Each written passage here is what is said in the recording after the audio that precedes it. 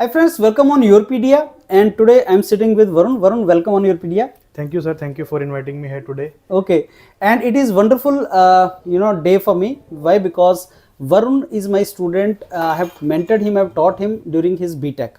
So, needless to say, it's a 10 plus years now, around 15 years when I met Varun, and उस time वो BTech कर रहे थे Varun. And then Varun has done his MTech. He has done his job, and presently he is doing PhD in United States. So why this interaction is very important for all of you. For me, obviously, is my student, so it is wonderful for me. But for you, it is important because Varun ने एक बहुत premium institute से higher education करने के बाद, बहुत premium organisation में job करने के बाद, ही शिफ्टेड हिज ट्रैक इन पीएचडी, जो नॉर्मली डिफिकल्ट होता है कि आप मास्टर्स जिसमें करते हैं हम नॉर्मली पीएचडी उसमें करते हैं, but Varun changed as per his interest. Many of you keep on asking me like क्या हम शिफ्ट कर सकते हैं प्रोफाइल अपना, हम जा सकते हैं. तो वरुण से हमें बहुत कुछ सीखने को मिलेगा. So Varun, first of all thanks for coming here because you were having very limited time, but you came here and in person, and we are recording here this interaction. So Varun, आप अपने बारे में थोड़ा सा बताओ पहले सबको, आपका बीटेक, आपका एमटेक, आपका जॉब जर्नी, एंड प्रेजेंटली आप कहाँ पे पीएचडी और क्या है सारा. Sure, sir. So first of all, thank you for inviting me here today, and I am happy to share my journey with all the viewers. तो sir मैं पंचकुला से बिलोंग करता हूँ. Okay. मेरी स्कूलिंग पंचकुला से हुई है, मानव मंगल स्कूल पंचकुला. उसके बाद मैंने 11th 12th मैंने मोतीराम आर्य सीनियर सेकेंडरी स्कूल चंडीगढ़ से मैंने +1 +2 किया. उसके बाद मैंने चितकारा राजपुरा से मैंने बीटेक इन मैकेनिकल इंजीनियरिंग करी फ्रॉम 2009 टू 2013. ओके. तो at that time it was affiliated to Punjab technical university. आजकल तो वो चितकारा यूनिवर्सिटी बन गया है. तो 2011 में जहाँ तक मुझे याद है आपने चितकारा ज्वाइन किया. और सर आपने जो आंखें खोली कहने का मतलब आपने जो बताया कि you can achieve big things in life, you need to dream big and you need to put effort. तो सर आपके मतलब आपसे जब मुलाकात हुई उसके बाद हमें मतलब हम तो सोचते थे कि हम बीटेक कर लेते हैं, हमें कोई प्लेसमेंट मिल जाए, हम अपना नौकरी पकड़ें कोई प्राइवेट. पर आपने आके बताया कि दुनिया इसके बाहर भी बहुत है. आप गेट को फोकस कर सकते हो, ईएससी होता है, यूपीएससी होता है. तो गेट हमें बड़ा सही लगा कि गेट की तैयारी करते हैं, उससे फ्यूचर ऑप्शंस काफ़ी खुल जाते हैं. आपने ब्रांडिंग की हमें वैल्यू बताई कि अगर आप अब या पंजाब टेक्निकल यूनिवर्सिटी में एक छोटे से कॉलेज से हो, अगर आप ब्रांडिंग लाइफ में हासिल करते हो तो वो बहुत पे करती है. तो सर वही उसके बाद चितकारा से मेरी प्लेसमेंट भी हो गई थी वैसे कोका कोला में. वहाँ पर मैंने 3.5 मंथ्स में मैंने रिजाइन कर दिया था. तो आपसे भी चर्चा हुई थी उस बारे में. उसके बाद वही मैं गेट की तैयारी में लगा रहा, पर इतने अच्छा मेरे रिजल्ट्स नहीं आए. गेट 2014-15, गेट 2016 में जाके मेरा विंटर एडमिशन हुआ आईआईटी कानपुर में. MTech in the department of mechanical engineering. वहाँ पे मैंने 2.5 साल मैंने एमटेक किया. My thesis was on material science. तो जो मेरी आईआईटी कानपुर से जो मेरी प्लेसमेंट हुई वो भी मेरी एक मटेरियल साइंस कंपनी में हुई, which is a French multinational Saint Gobain. That is reputed company. Yes, it is a global company which works in materials domain. Glass हो गया, एब्रेसिव्स हो गया, जिप्सम हो गया. तो उनका चेन्नई में R&D सेंटर है which is called Saint Gobain research India. वहाँ मैंने ज्वाइन किया. वहाँ मैंने टोटल 4-4.5 साल मैंने काम किया, जिसमें से 3.5-1 साल चेन्नई में. Then I move to their Bangalore unit which is their abrasives plant Grindwell Norton के R&D में. वहाँ मैंने लगभग 9 महीने काम किया. तो it was all very nice कि मेरे को कॉर्पोरेट में मेरे को एक्सपीरियंस मिला. But around that time I came to know about a domain which is engineering education domain. मतलब टेक्निकल डोमेन मेरी जो चल रही थी job, I was like kind of feeling saturated. मतलब मैं वही मटेरियल्स में मैं रिसर्च कर रहा हूँ एक्सपेरिमेंटल लैब में. And now I wanted to have some global exposure. मैंने फॉरेन में यूनिवर्सिटीज देखनी शुरू करी, यूएस में खासकर. तो उस टाइम के अराउंड में जैसे मेरे कुछ क्लासमेट्स भी थे आईआईटी के यूएस में. तो मुझे पता लगा एक डोमेन है engineering education, which is a growing domain in US, which focuses on engineering education as a interdisciplinary domain where we talk how can we improve engineering instruction. It can be student motivation, it can be faculty development, how can we improve the curriculum of students. तो PhD program of engineering education ये अपने आप में 2004 के around शुरू हुआ in universities like Purdue university, Virginia tech universities. उसके बाद ये धीरे धीरे और भी यूनिवर्सिटीज में फैलने लगा as a full fledged PhD programme. तो आज की डेट में भी ये सभी यूनिवर्सिटीज़ में अवेलेबल नहीं है, धीरे धीरे फैल रहा है. अभी मैं यूनिवर्सिटी ऑफ जॉर्जिया जो एटलांटा के पास है, एथेंस कैंपस, वहाँ से मैं इस प्रोग्राम में पीएचडी कर रहा हूँ. मुझे 2 साल हो गए और अभी मैंने पिछले सेमेस्टर मैंने अपना कॉम्प्रिहेंसिव भी क्लियर कर लिया, तो right now I am PhD candidate and with in 2.5 or 3 years I will finish my PhD. Wonderful. So thanks for this summary Varun. इससे फ्रेंड्स एक दो पॉइंट्स जो निकल के आते हैं वो ये कि yes, now he has name along with his graduation undergrad college Chitkara University, he has name of IIT Kanpur with him, he has St. Gobin's where he has worked, and now this university you said in University of Georgia, वो नाम आपके साथ है, तो branding obviously helps. Number 2 जो point है वरुण, बहुत से ऐसे कैंडिडेट्स हैं, स्टूडेंट्स हैं जिनका ना गेट स्कोर कम रहता है and they self defeat themselves by saying कि मेरा गेट स्कोर अगर कम है तो शायद मेरे को अपॉर्चुनिटी नहीं मिलेंगी. आपने वरुण से एक पॉइंट सुना कि विंटर में मैंने आईआईटी कानपुर ज्वाइन कर लिया, तो विंटर में मे भी आपको उतना गेट स्कोर ना चाहिए हो, लेकिन आपका इंटरव्यू होता है, आपका बाकी चीजें भी होती हैं. तो मैं थोड़ा ऐड करना चाहूंगा. हाँ जी. जब मेरा आईआईटी कानपुर में एडमिशन हुआ तो उस टाइम मेरा इंटरव्यू नहीं हुआ था, पर मेरा GATE score plus they had their own written test. Okay. तो विंटर में they had some weightage to GATE score जो मेरा था and some weightage to the written test that was conducted in the IIT Kanpur. तो उसके जो combined score के basis पे I got admitted to IIT Kanpur. Wonderful. So friends, actually combination of the things and you should always aspire for something really good, and it's a combination of the things. Sometimes you will try, things may not work the way you wanted. Absolutely. लेकिन कई बार वो work करेंगे, but अगर तुम लगे रहोगे you will keep on pushing it forward. तो वरुण, आप जो चाहते हो लाइफ में वो आपको मिलना स्टार्ट हो भी जाता है. मुझे आज भी याद है, I went to different campuses. IIT Gandhinagar गया, आईआईटी दिल्ली गया. इनफैक्ट मैं निटी भी जाना चाहता था अपने गेट स्कोर के बेसिस पे, बट वहाँ पे somehow the score was not very good कि मेरा इंटरव्यू वहाँ ठीक हुआ था, जीडी भी ठीक हुआ था, but the combined score was not that great कि मेरे को निटी में मिल जाता. बट ये तो देखो जर्नी है, लाइफ इज अ जर्नी. कहीं जगह आपका होगा, कहीं जगह नहीं होगा. आपने हमेशा सिखाया कि ट्राई करते रहो. आपके पास गेट स्कोर अगर हाथ में है तो try as many places as you want. तो कहीं ना कहीं वो दिन होता है कि आपका रिटन टेस्ट अच्छा हो जाएगा, आपका इंटरव्यू अच्छा हो जाएगा. तो that way I got admission in IIT. Wonderful. So उसके बाद की जर्नी आपकी आईआईटी के बाद, फिर then you went to industry, you did job and then you saw the job also. Saint गोविंद बहुत ही रेप्यूटेड कंपनी है एंड देन यू डिसाइडेड कि मेरे को चले जाना है.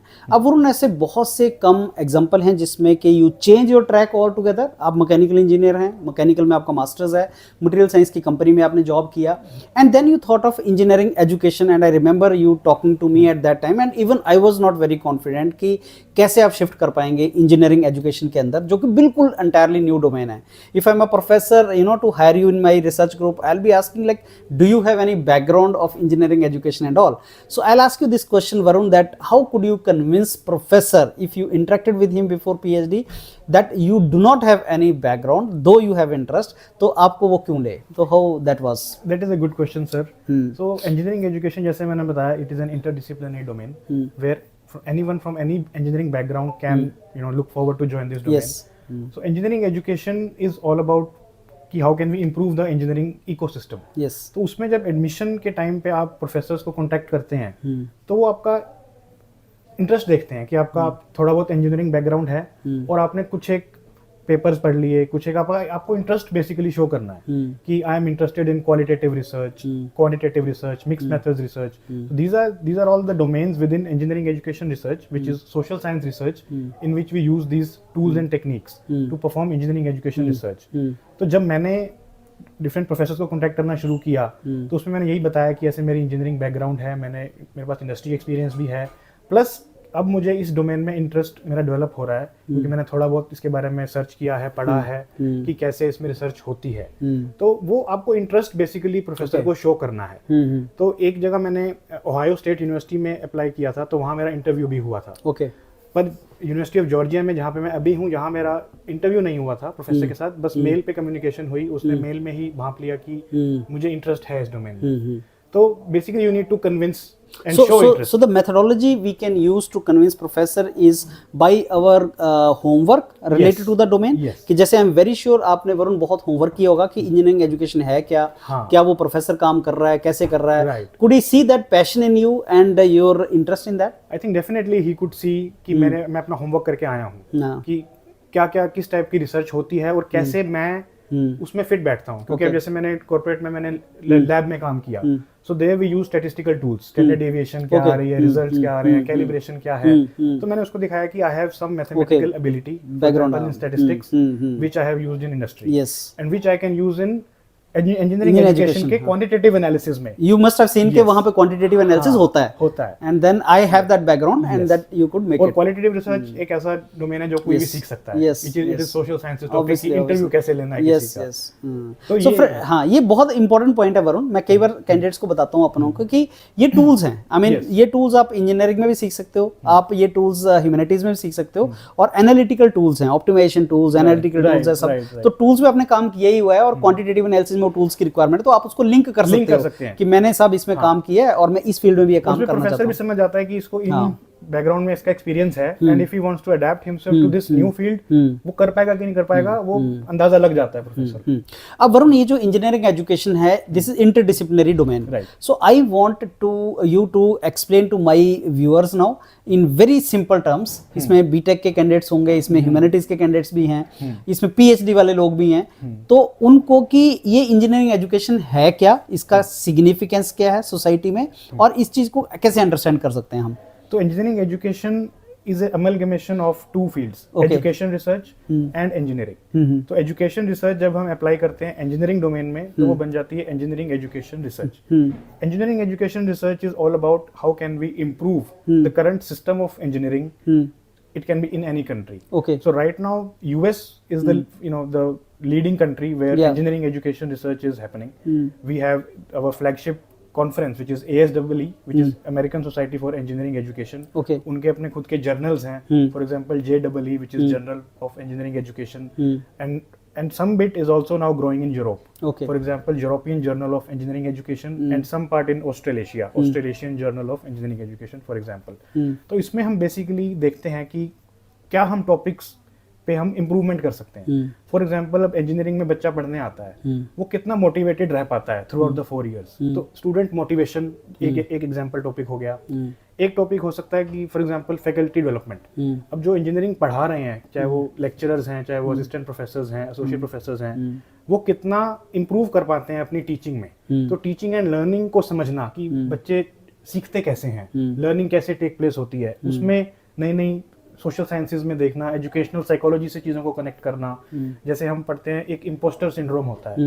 इम्पोस्टर सिंड्रोम बच्चों में पाया जाता है कि वो शो करते हैं कि हमें आता है, पर वो अंदर से खुद को ये सोचते हैं कि हमें नहीं आता, हम सिर्फ दिखावा कर रहे हैं हमें आता है। तो इसे कहा जाता है इम्पोस्टर सिंड्रोम। तो क्या बच्चों में ये पाया जा रहा है? तो there are different ways to collect data in engineering education. For example surveys, जैसे आपने देखा होगा कि आप कई जगह सर्वे देते हैं कि आप कितने सेटिस्फाइड हैं, कितने डिससेटिस्फाइड हैं। तो on a scale of 1 to 7 you rate yourself.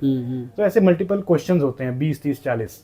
उन सर्वेज को फिर जब एनालाइज किया जाता है using statistical analysis, quantitative analysis, तब हम थ्योरी से चीजों को लिंक करते हैं। इंजीनियरिंग एजुकेशन में 3 बेसिक मेथड्स होते हैं, क्वालिटेटिव रिसर्च, क्वांटिटेटिव जो मैंने आपको बताया, और एक होती है मिक्स मेथड रिसर्च।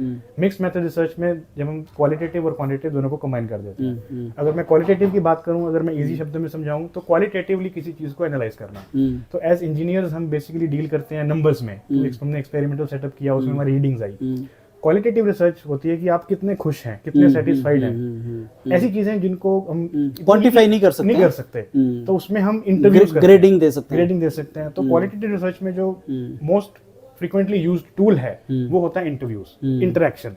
तो हमने एक सब्जेक्ट को लिया, हमारा जो पार्टिसिपेंट है, हमने उससे खुल के बात करी। We have already a set of questions with us. उसको हम बोल सकते हैं सेमी स्ट्रक्चर्ड इंटरव्यू टेक्निकल भाषा में, कि मेरे पास कुछ क्वेश्चंस हैं, but I will keep on molding my questions based on the responses of the participant. तो उसमें हम जान सकते हैं उसकी जो lived experiences है, human experiences को हम जानते हैं, डेटा कलेक्ट करते हैं, उसका फिर हम क्वालिटेटिव एनालिसिस करते हैं कि हम क्या इसमें से हम निकाल सकते हैं। तो ये सारी क्वालिटेटिव रिसर्च की डोमेन आ जाती है। तो engineering education research is all about these. So I'm very sure people from even psychology background and all, they will be showing interest in these kind of domains, right? Absolutely. So education research पहले भी रही है। In fact हमारे department में कुछ लोग ऐसे भी हैं जिनका इंजीनियरिंग बैकग्राउंड नहीं है, हाँ obviously, but they still are doing engineering education research. तो उनको एक थोड़ी सी रिक्वायरमेंट ये रहती है कि उनको डिपार्टमेंट थोड़े कोर्सेज एक्स्ट्रा करवाता है कि तुम्हें थोड़ा इंजीनियरिंग भी बैकग्राउंड थोड़ा सा पता हो, because you are doing engineering education research. पर हमारे डिपार्टमेंट में ऐसे लोग भी हैं, they are not from engineering background and still they are doing engineering education. अच्छा वरुण, दिस इंडिया में अगर मैं आपको बताऊं, you are already aware, people sometimes, some क्या most of the time many of the teachers are not by choice, I mean, they fall on this profession, and I always keep on saying to my students कि become teacher by choice. अगर आप by choice हैं तो आप teacher बनो. अब ऐसे बहुत से schools, colleges, when I meet directors and principals, they say कि teachers training, mentoring of the teachers. ये बहुत बड़ा डोमेन है, क्योंकि अगर टीचर ट्रेन नहीं है, अगर टीचर को ढंग से मेंटरिंग नहीं मिला है, तो आगे आप जानते हैं उसका रिजल्ट क्या होगा. सो is teacher training, mentor training is also component of what you are doing? Absolutely. जैसे मैंने बात करी फैकल्टी डेवलपमेंट एक बहुत बड़ा डोमेन है कि हम फैकल्टी को ट्रेन कैसे करें. अब हम जानते हैं IITs में प्रोफेसर्स होते हैं, पर वो कई बारी सोशल स्किल्स में इतने पावरफुल नहीं होते कि अपने ग्रेजुएट स्टूडेंट्स को कैसे डील करना है. ये एक बहुत बड़ा मुद्दा है वहाँ पे. जैसे हम यहाँ पे हम देखते हैं IITs में कि कुछ प्रोफेसर्स के साथ इशू भी हो जाते हैं और PhD आपकी 7-8 साल लटक रही है, उसमें बच्चा सफर करता है. तो ये ट्रेनिंग की कमी है. जो सोसाइटल केसेस हम देखते हैं बड़े छोटे से रीजंस होते हैं उसके. प्रोफेसर ने कुछ बोल दिया, बच्चे ने कुछ समझ लिया और उसने सुसाइड कर लिया. तो ग्रेजुएट स्टूडेंट्स को कैसे हैंडल करना है, ये भी एक रिसर्च का टॉपिक है वहाँ पे. अच्छा, मैं देख रहा था IIT बॉम्बे वगैरह ने पिछले कुछ टाइम से ना इंजीनियरिंग टेक्नोलॉजी करके सब्जेक्ट्स और डोमेन्स स्टार्ट किए हैं. इंजीनियरिंग टेक्नोलॉजी, उसमें वो they are making use of this new emerging technologies like maybe tools, social media platforms और ऑनलाइन एजुकेशन जब आया कोविड के टाइम, एंड AIs वगैरह. तो they call it education technology. I mean, use of the technology in education domain, and they don't segregate engineering, non-engineering. They say that okay, use of technology for imparting good education.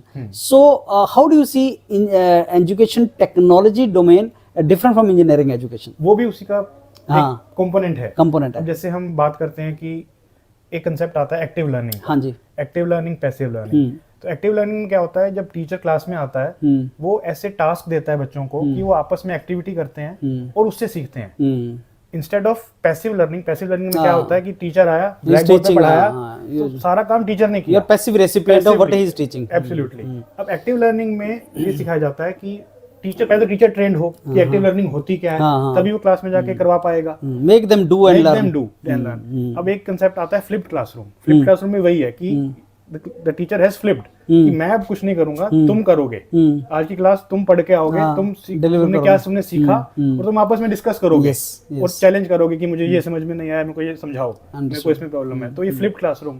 तो use of technology, अब आजकल तो AI का जमाना है, इस पे भी अब रिसर्च वहां शुरू हो गई है कि GPT कैसे हेल्प कर रही है एजुकेशन में. क्योंकि these days students are taking help of GPT, Gemini, DeepSeek, कितने AI आ गए हैं. तो उसको अब टीचर को सिखाया जाता है कि how you can use AI. क्योंकि अब क्लास में टीचर बोलेगा कि AI यूज नहीं करना, बच्चे मानेंगे नहीं. तो उस कोर्स के सिलेबस में teacher has to incorporate AI कि तुम इस हद तक AI को यूज कर सकते हो in your assignments, in your final exams, और तुम उसको लिखोगे कि in this way I took help of AI. तो ये इंटीग्रेशन ऑफ टेक्नोलॉजी ही है कि कैसे हम टेक्नोलॉजी का यूज करते हैं to improve our instruction. Wonderful. So this is a new technology and obviously they should acquire it and बच्चों को सिखाएं भी वो लोग. अब वरुण, बहुत ही रेलिवेंट क्वेश्चन आता है कि आपने PhD इसमें कर लिया. सो नॉर्मली हम एजुकेशन करते हैं फॉर गुड करियर. वो आपने IIT गए, आपने बहुत अच्छी जॉब स्टार्ट की, फिर आपने अपना इंटरेस्ट परस्यू किया. Now you are in the phase where you are pursuing your interest. But again the question is going to haunt you कि अब इसके बाद इंटरेस्ट तो ठीक हो गया, पर कमाना है, खाना है, हमें सब कुछ करना है. तो अपॉर्चुनिटीज से मैं पूछूंगा कि क्या है इसके आगे. तो वंस हम PhD कर लेते हैं इंजीनियरिंग एजुकेशन में, उसके बाद still there are multiple paths one can pursue.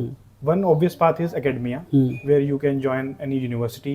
And as I mentioned कि now these days universities में engineering education departments अब खुलने लगे हैं. तो one can join there. Another option can be research scientist. Universities में कुछ professors के पास funding होती है. There are many engineering education funded projects. उसमें से maximum are funded by National Science Foundation, NSF. वो उन फंडिंग के थ्रू कुछ पोजीशंस निकलती हैं कि आप रिसर्च करना चाहते हैं, आपके पास PhD है इंजीनियरिंग एजुकेशन में. Now I can join some professor, उसके अंदर मैं रिसर्च साइंटिस्ट लग सकता हूँ. सिमिलरली पोस्ट डॉक की ऑप्शंस होती हैं कि किसी प्रोफेसर के पास फंडिंग है इंजीनियरिंग एजुकेशन के प्रोजेक्ट में, तो आई कैन जॉइन दैट. तो ये एक ऑप्शन हो गए आपके एकेडमिया के. इन द पास्ट ये भी देखा गया कि जो कॉर्पोरेट सेक्टर है उसमें भी कुछ अपॉर्चुनिटीज निकलनी शुरू हुई हैं. मैं बताता हूँ कैसे शुरू हुई हैं. उनका जो एक डिपार्टमेंट एचआर में एक फंक्शन होता है लर्निंग एंड डेवलपमेंट, तो उसमें इंजीनियरिंग एजुकेशन रिसर्चर्स की नीड उनको रहती है, क्योंकि जब वो नए एम्प्लॉयज को हायर करते हैं they need to train them, they need to make modules कि हमें ये पॉलिसीज टेक्निकल भी हो सकते हैं वो मॉड्यूल्स, वो नॉन टेक्निकल भी हो सकते हैं, तो उनको ट्रेनिंग देनी है। तो वहाँ पे भी इंजीनियरिंग एजुकेशन रिसर्चर्स का रोल रहता है, क्योंकि अब एक नया एम्प्लॉय ज्वाइन किया है, मान लो बोइंग कंपनी ने ज्वाइन किया, अब बोइंग के खुद के एक टर्मिनोलॉजी है, खुद के उनके एक set of way of working है, तो उनको ट्रेन कैसे करना है नए एम्प्लॉयज को, तो वहाँ पे इन रिसर्चर्स का रोल रह सकता है।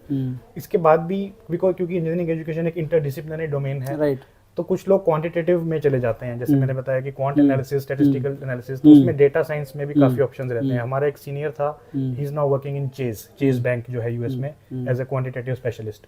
सो there are different options after PhD, और अब यूएस में अपॉर्चुनिटीज की ऐसी कोई कमी नहीं है, आपके पास डिग्री है तो पीएचडी एक ट्रेनिंग है कि आप 4-5 इयर्स का एक प्रोग्राम ज्वाइन करते हो, उसमें आपको स्ट्रेस को कैसे मैनेज करना है, basically it is all about project management. आपको कोई प्रॉब्लम दी गई है, आप कैसे उसमें से अपना रास्ता निकालते हो, तो वो चीज आप सीखते हो पीएचडी में, चाहे वो पीएचडी द बेस्ट प्रोजेक्ट। तो वो वहाँ की कंपनीज उस चीज को वैल्यू करती हैं कि this guy knows how to handle problems, इसके पास स्किल्स हैं, know how those skills can be mapped to that job profile, वो कैंडिडेट के ऊपर है कि वो किस तरह से अपना करियर जो है वो मैप करना चाहता है, then he need to basically skills को अप्लाई करना है, जो भी उसने पीएचडी में जो लर्न किया, how if you can apply those skills in that job, he can get that job. Okay, and do you see opportunities in this domain back home in India, कि future में ऐसी opportunities खुलेंगी? Because जैसे मैंने आपको बताया कि across the campuses, whether they're schools or universities or colleges, faculty development program या teaching को एक बहुत अच्छे तरीके से प्रोफेशन को परस्यू करना एक नीड है और अर्जेंट नीड है कंट्री का। बिल्कुल, मैं देखता हूँ इंडिया में भी आई एंटिसिपेट कि ये डोमेन धीरे धीरे आएगी। जैसे आप जानते हैं knitter institute, national institutes of teacher training, उसमें ये धीरे धीरे ये चीजें इनकॉर्पोरेट होना शुरू हो गई हैं। आईआईटीज में जहाँ तक मुझे अभी ध्यान है, इतना यहाँ वहाँ पे नहीं है फोकस, पर मुझे लगता है कि धीरे धीरे आईआईटीज में भी professors will start having funding, and वो ऐसे प्रोजेक्ट्स लाना शुरू करेंगे जिससे कि इंजीनियरिंग एजुकेशन डोमेन को और बढ़ावा मिलेगा। राइट नाउ आईआईटीज में अभी मैं वो नहीं देखता हूँ, but I anticipate in future it will come. Okay, अच्छा वरुण, अभी 2 साल हो गए हैं आपको इस यूनिवर्सिटी में, आपने आईआईटी कानपुर भी देखा है, और आप अब वहाँ पे भी यूएस एजुकेशन सिस्टम देख रहे हो, क्या डिफरेंस लगता है? ओपन कल्चर है बहुत ज्यादा। जैसे अब मैं कंपेयर करूँ चितकारा से, मैं गया आईआईटी कानपुर, तो वहाँ भी बहुत डिफरेंस देखने को मिलता है। सबसे बड़ा डिफरेंस आता है कि आप जब नए देश में जाते हो तो आपको नए पर्सपेक्टिव्स मिलते हैं, आप नए लोगों से मिलते हो, आपका जो एनवायरनमेंट है एक्सपोजर ट्रेमेंडस है मिलता है। क्योंकि क्या होता है, इंसान सोचता है कि जो मेरे बिलीफ है ना वही बेस्ट है, ये इंसान की एक फितरत होती है। जब तक वो बाहर जाता है ना तो उसको लगता है कि नहीं यार, जरूरी नहीं है कि मेरे ही बिलीफ बेस्ट हो, दुनिया में और भी मतलब नजरिए हैं, पर्सपेक्टिव हैं, जिससे कि लोग कितना अच्छा कर रहे हैं। तो सबसे बड़ा डिफरेंस सर ये आता है, वो आता है कि आपको ग्लोबल एक्सपोजर मिलता है। यूएस की यूनिवर्सिटीज में आपको चाइना का बच्चा भी मिलता है, आपको यूरोप का बच्चा मिलता है, आपको अफ्रीका के बच्चे मिलते हैं, बहुत बड़ी कम्युनिटी है, आपको हिस्पैनिक्स मिलते हैं साउथ अमेरिका के, तो आपको बहुत कुछ सीखने को मिलता है। और आपको मतलब अगर आप इंडिया में ही रह जाओ, एक गांव में रह जाओ, आपको लगेगा जो मेरी मान्यताएं हैं ना वही बेस्ट है, आप कभी कुछ नया सीख ही नहीं पाओगे। मैं बहुत बार कैंडिडेट्स को बोलता हूँ वरुण कि आप ना पीएचडी के लिए एक आधी डिग्री बाहर से लो, पीएचडी के लिए बाहर जाओ, पोस्ट डॉक करो, जो भी करो, एमएस बाहर से करो। और उसका रीज़न ये नहीं कि सब आईआईटीज़ में कोई कमी है या कुछ और है, लेकिन आप टिपिकली सोचो, and correct me if I am wrong, जब आप चितकारा गए होंगे तो मोस्ट ऑफ द स्टूडेंट्स जो आपको मिले होंगे वो इस बेल्ट के होंगे, नॉर्थ इंडिया, हाँ, most of the Punjab, Haryana, Panchkula, Chandigarh या नॉर्थ इंडिया। साउथ से भी आपको बहुत कम या शायद ना मिले हों।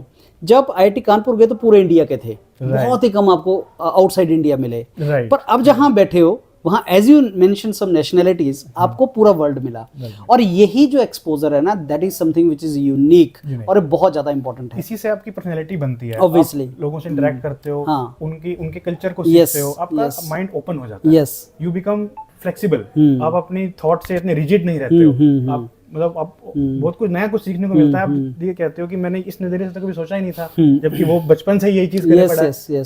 तो ये इसका ऑब्वियसली अब आईआईटी कानपुर में, जैसे आपने कहा, वहाँ पे ऑल ओवर इंडिया, बंगाली भी मिलेगा आपको, साउथ इंडियन भी हाँ, मिलेगा, इंडिया पूरा गुजराती कवर भी होगा। मिलेगा। चितकारा में it was just north India, और अब जहाँ बैठे हो पूरा वर्ल्ड है उसमें। तो ये बिल्कुल definitely it makes a big difference. Wonderful.